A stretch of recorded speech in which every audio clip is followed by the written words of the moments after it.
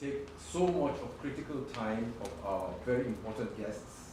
White Ink Institute for Strategy, Education and Research, Nigeria, WISER, holds its second lecture series with the theme Introspecting into a Decade of Security Sector Governance for Nigeria.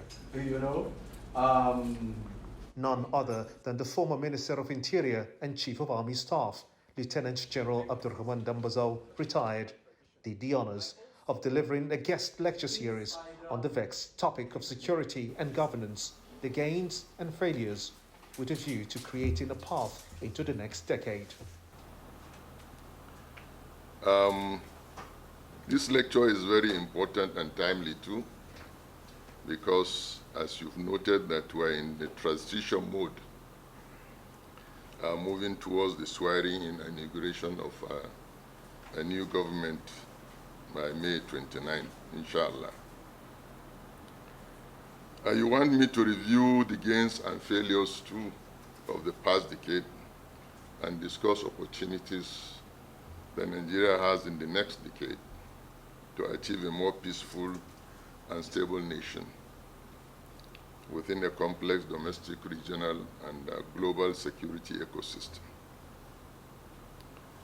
Now let me bother you a little because I know this is an area that everybody is aware, but it serves us to remind ourselves that we have some challenges. The governance of the security sector is all about effective management of resources, parliamentary oversight, system accountability, observance of rule of law, transparent processes, and respect for human rights.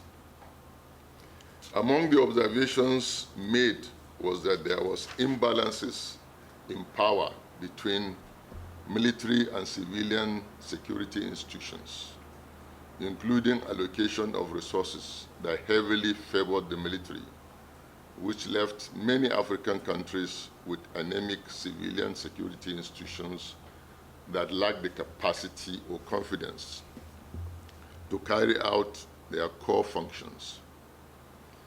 Having spent over 30 years under military regimes, civilian security institutions could have been affected by such imbalance of power and could have been among reasons the U.S. government included Nigeria in the SGI project.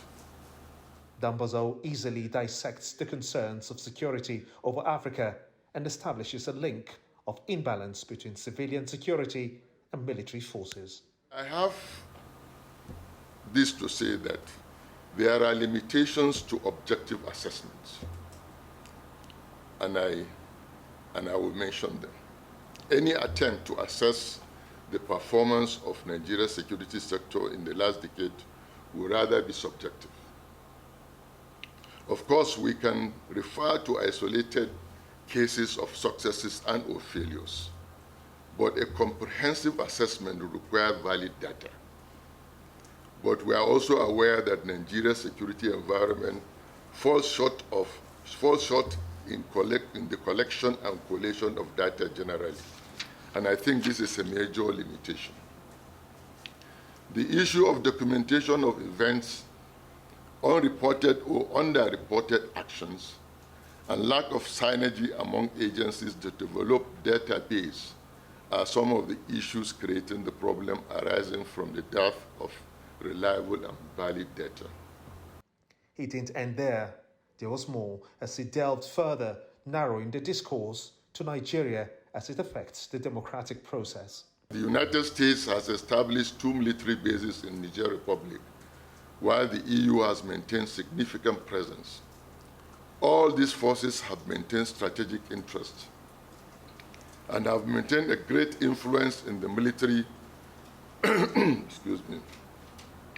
political, economic, and social activities in the region.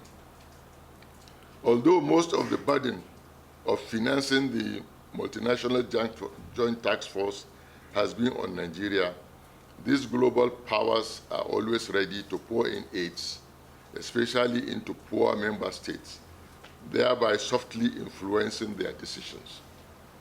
Many here listened in rapt attention to a revered expert's analogy, as the crux of the challenge is retrospectively stated in the small but significant hall.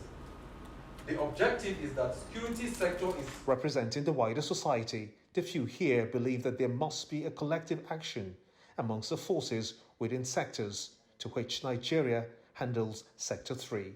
Until we, the civil public, also appreciate that the rule of law is about civility, that what secures us is our ability to submit to the law and also to work within the ambit of law in consideration to the next individual, to the next group, and to the next community and to the nation at large.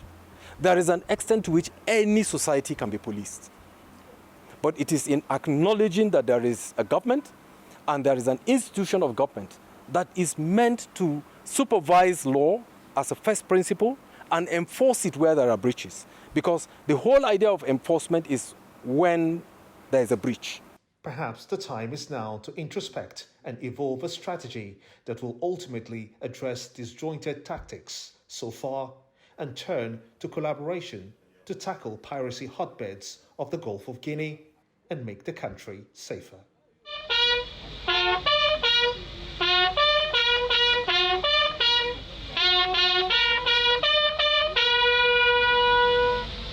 Gimba Umar, Control TV, News Mobile.